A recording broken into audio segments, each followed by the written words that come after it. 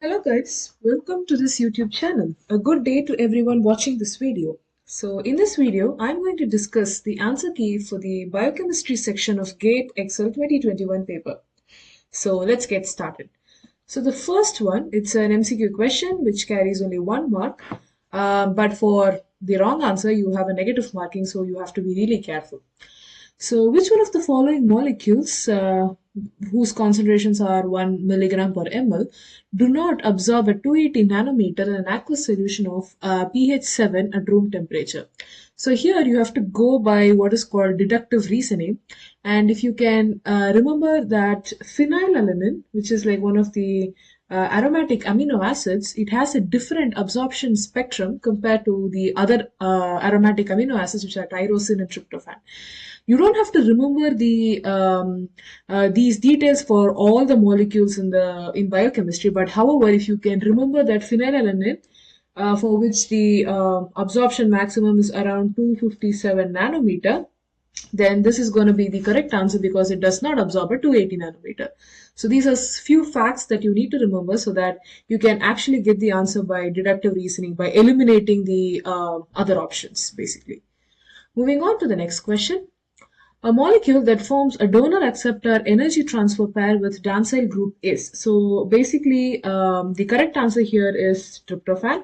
First of all, dancylation is a kind of test used to figure out the N-terminal amino acid for a protein, and tryptophan, having the indole group in its side chain, forms this donor acceptor energy transfer pair with the dancyl group in the reagent, and hence the correct answer here is tryptophan. Moving on to the next question.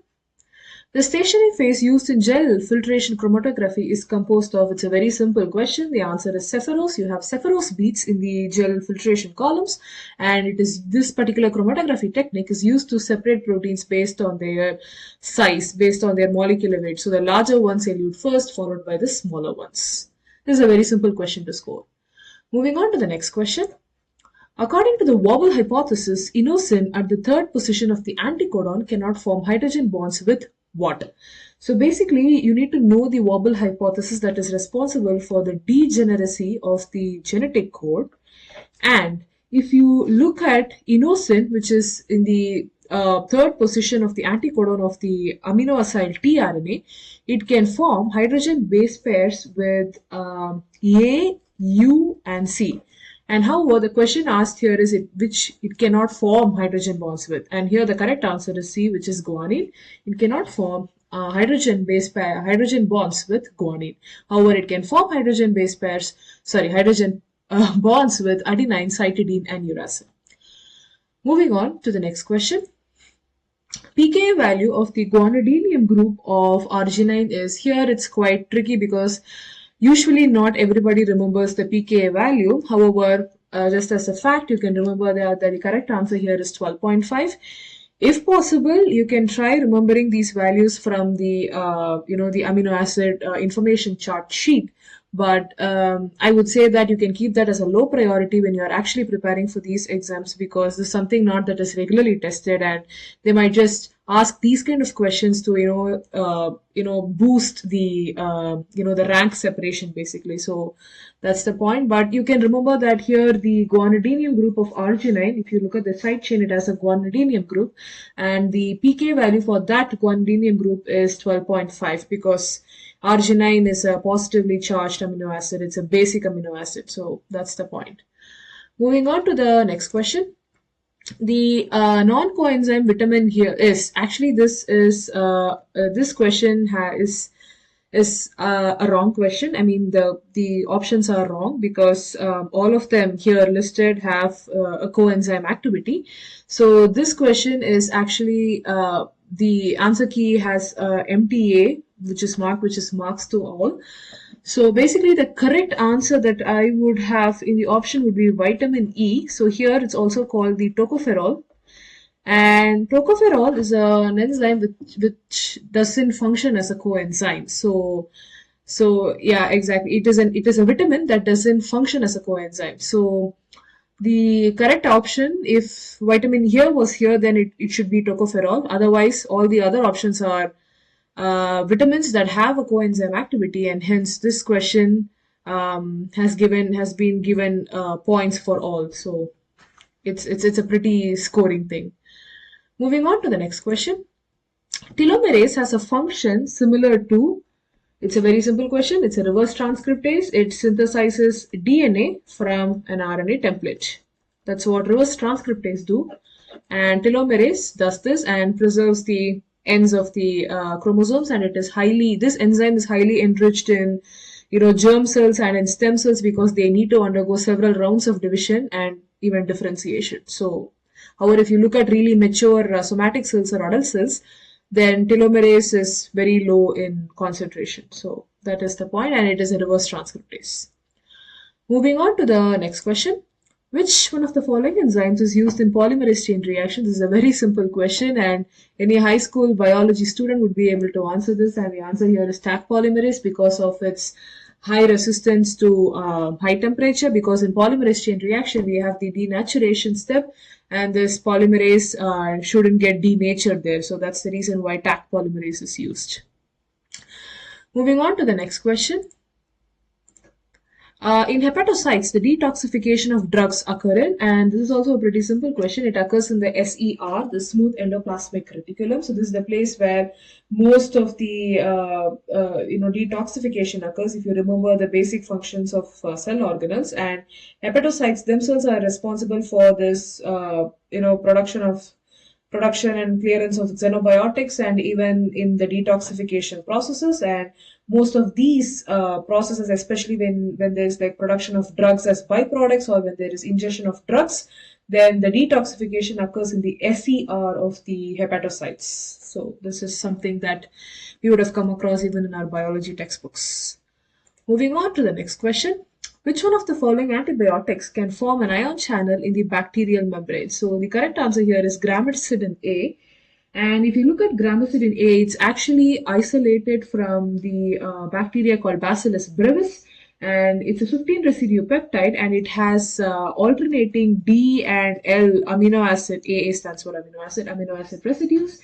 And this particular antibiotic forms a channel, and this channel permits the passage of water and univalent cations, but it permits passage of water and univalent cations, but not anions. So this is some fact that I thought it would be worth sharing here for gramicidin A, because it's something which is a pretty different type of antibiotic and its mechanism of action. So the correct answer here for this question is gramicidin A. Moving on to the next question.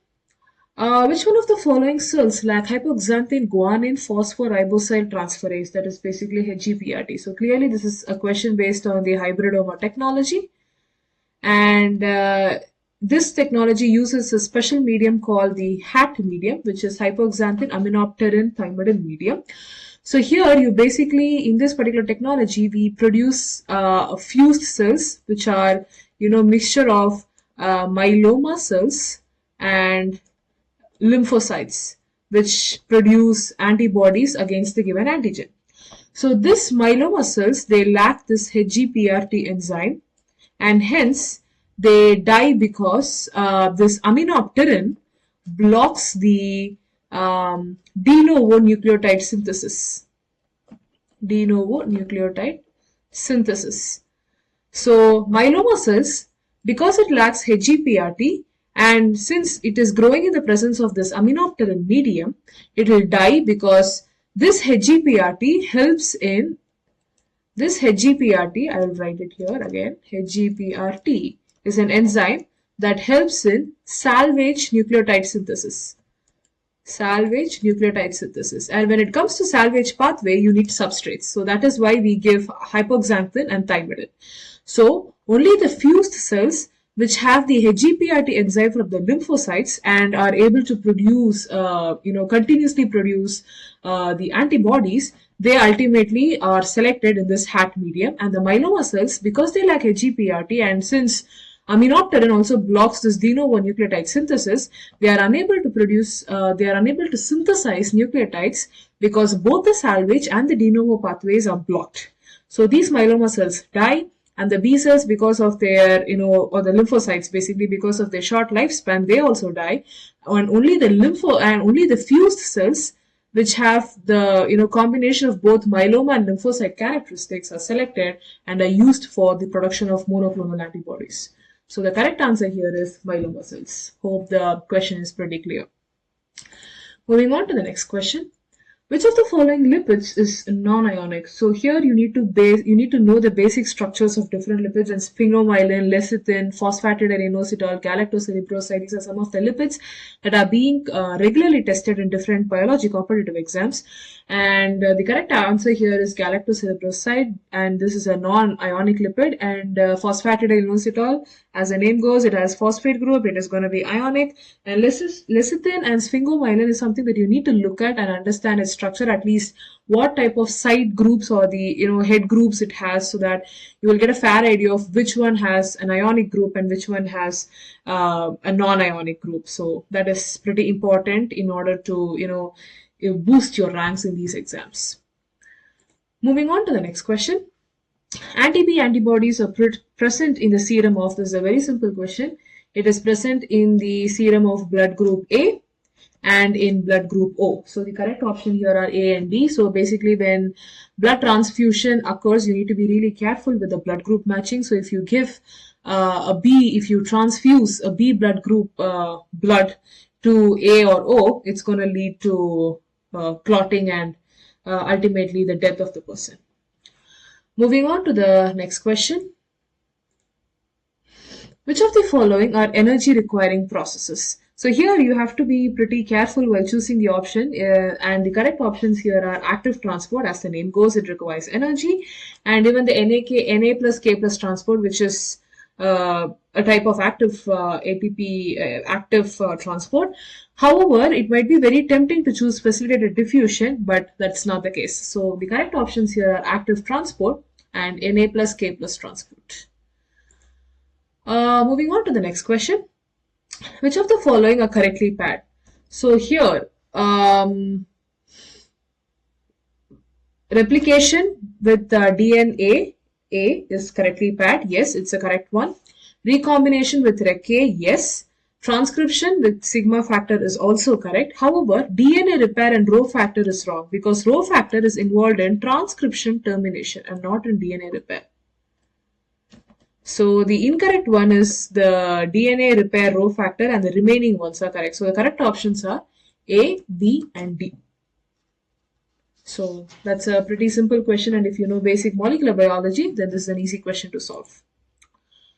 Moving on to the next question. The high energy compounds is or are. So here you should know basic bioenergetic pathways, and if you know them, then the correct options here are phosphoenol pyruvate and 1,3-bisphosphoglycerate. These are high energy, pretty unstable, and they are immediately broken down to further products that can ultimately result in the formation of ATP. However, adenosine monophosphate and vitamin K are pretty stable, and they are not involved in any high they are not any high energy compounds. So the correct options here are phosphoenol pyruvate and 1,3-bisphosphoglycerate. Especially when there is more phosphate groups that are linked in a given structure, then that's pretty high in energy like ATP. Basically, you have 3 phosphates and there's going to be a lot of repulsions as well as steric hindrance, and that's the reason why they are pretty high energy compounds. Moving on to the next question. So, given below are 4 plots obtained from separate experiments on enzyme inhibition kinetics. The velocity v of the reaction is plotted at varying concentrations of the substrate S and inhibitor I.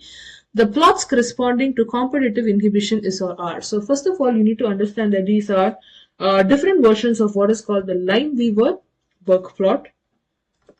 Lineweaver-Burk plot.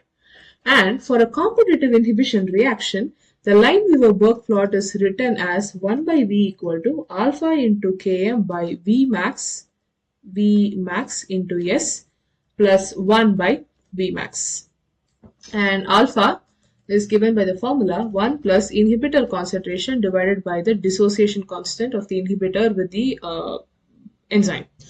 Okay, so this is the equation, and here you need to know that upon increasing the inhibitor concentration, the slope of the graph also increases because upon increasing I, alpha increases, and Ki is constant for a given inhibitor enzyme pair, and here alpha by Vmax is constant for a competitive inhibition reaction that you should know, and alpha by Vmax is going to increase. So that's the alpha into Km by Vmax is going to increase. So that's the slope basically. So upon increasing the I, the concentration of the inhibitor, the slope increases and Vmax is constant. So here you need to eliminate these two because here the Vmax is changing. So this is not competitive inhibition.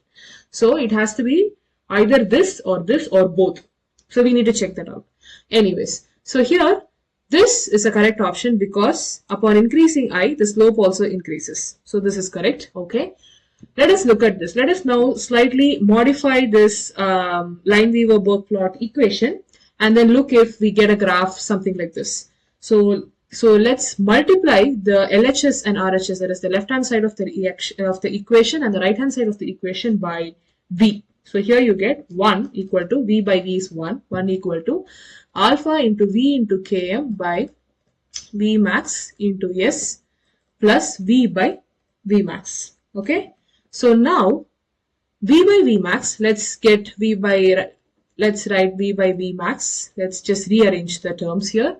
So V by V max is equal to minus alpha into V into Km by V max into S plus 1. If I just get this here, it becomes negative. Anyways, so now V equal to minus alpha into V into Km divided by S plus V max. Okay, so here if you look at the y-axis and the x-axis, it is plotted between V and V by S. So here it is plotted between V and V by S. And here if you look at the slope, it's minus alpha into Km. So here the slope is minus alpha into Km. So if you increase inhibitor concentration, the slope is going to get more negative, right? It's very obvious because alpha is directly proportional to the inhibitor concentration. And here, if you're going to increase the inhibitor concentration, the slope is going to be more negative. So here, as you see, upon increasing inhibitor concentration, the slope is getting more and more negative. So here, this option is also correct. And hence, the correct options here are 1 and 3, that is A and C. So these two are the correct options here. I hope this question is pretty clear. So you need to kind of rearrange these terms and then change the Lineweaver-Burke plot equation in such a way that you are able to make sure that the conclusions that you get out of these graphs are correct. Okay, make sure that you don't leave any option unexplored because it is very tempting to just take this option and leave this out, but that's not the case. Moving on to the next question. With respect to sodium dodecyl sulfate polyacrylamide gel electrophoresis, that is basically STS-PH, which we would have all done in our practical classes, which of these statements are true? So first one, ethidium bromide is used to track the progress of electrophoretic mobility. That's wrong. It's mainly used for nucleic acids like DNA and RNA. Beta mercaptoethanol is used to reduce disulfide bonds. That is correct. Yes, we add them. And then the protein migrates towards the anode. That is also correct. The low molecular weight protein migrates slower than the large molecular weight protein. That is wrong. The large ones migrate slower and the smaller ones migrate faster. So the correct options here are B and C. This is very simple question to score. Moving on to the next question. In the given plot below, the solid line represents oxygen binding to hemoglobin under physiological conditions, and the broken line represents the condition of water. So basically here you can see that there is a left shift here, right?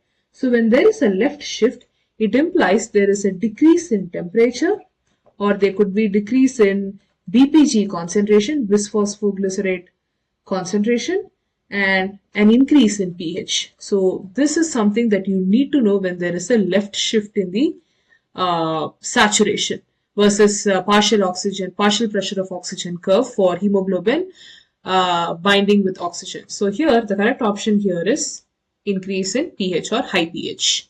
There is no loss of cooperativity here because you can still see this kind of sigmoidal curve. So that's the thing. Anyways, moving on to the next question, the last question. Considering the open chain forms, which of the following pairs represent an epimer? So first of all, you should know what epimers are. So they are not isomers, but they mainly differ in the one carbon position, especially the position of the different groups attached to the carbon in their structure. Basically, basically the groups that are attached to the carbon. So if you look at the structure of D-galactose and D-glucose, they are actually C4 epimers, because at the C4th position of glucose and galactose, they interchange basically. And if you look at D-glucose and D-mannose, they are C2 epimers. So the correct options here are D-glucose and D-mannose and D-galactose and D-glucose. So here the correct options here are D and D. So hope you find these questions useful, and in my opinion this is a pretty easy question to solve. Easy questions in fact to score and even boost your rank. So I hope you found this video useful, and I hope these answer keys are the answer key is satisfying to you the way I've explained it. I haven't gone too much into detail, mainly because I want to keep this video short by only discussing the answers and not go too much into the concepts. I hope you enjoyed this video. Have a great day. Thank you. Bye-bye.